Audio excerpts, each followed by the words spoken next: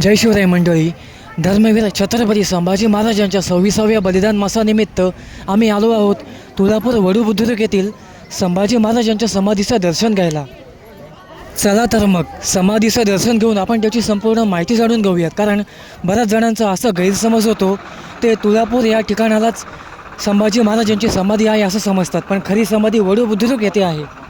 तुळजापूर आणि वडू बुद्रुक ही संभाजी महाराजांच्या बलिदानाची आणि समाधीची पवित्र अशी तीर्थक्षेत्रे आहेत. तुळजापूर येथे संभाजी महाराजांची हत्या झाली आणि वडू बुद्रुक येथे त्यांच्यावर अंत्यसंस्कार करण्यात आले. या दोन्ही ठिकाणी नद्यांच्या संगमावर संगमेश्वर मंदिर व ऐतिहासिक समाधीस्थळे असून शिवरायांचा वारसा जपला गेलेला आहे.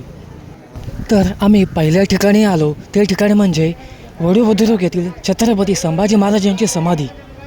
तुळजापूरपासून जवळच भीमा नदीच्या काठावर वडू बुद्रुक हे गाव वसलेले आहे. आपण आता इतिहास जाणून घेऊयात.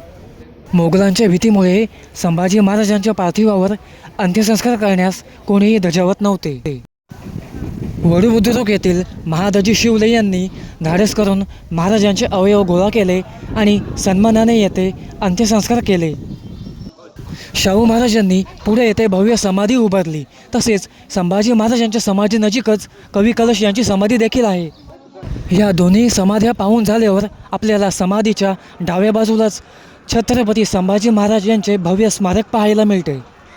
स्मारकाच्या खालच्या बाजूला पाहू शकता अगदीच महाराजांची सुंदर अशी रांगोळी रेखाटलेली आहे आणि त्या बाजूलाच सर्व शस्त्रे एकत्र करून त्यांची पूजा देखील करण्यात आलेली आहे.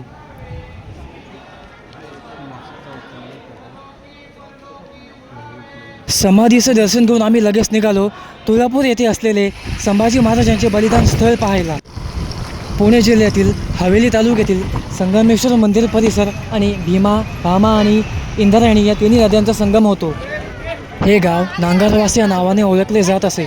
संभाजीराजांचे आजोबा शहाजीराजे यांनी येथे सुवर्णतुला केली म्हणून याला तुळजापूर असे म्हणतात.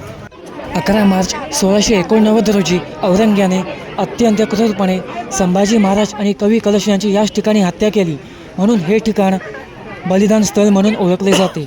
पुणे शहरापासून ही ठिकाणे अगदी 30 ते 35 मिनिटांच्या अंतरावर आहेत. ऐतिहासिक वारसा पाहण्यासाठी उत्तम वेळ, विशेषतः छावा छत्रपती संभाजी महाराजांचा त्याग समजून घेण्यासाठी. हे ठिकाण केवळ पर्यटन स्थळ नसून मराठी इतिहासातील बलिदानाची गाथा सांगणारे तीर्थक्षेत्र आहे. त्यामुळे या ठिकाणाला आवर्जून भेट द्या.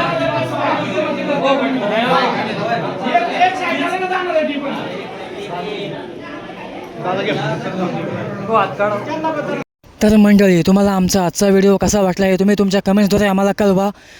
पुन्हा एकदा भेटूया एका नवीन ठिकाणी, नवीन ऐतिहासिक स्थळी. तोपर्यंत जय जिजाऊ, जय शिवराय, जय शंभूराजे.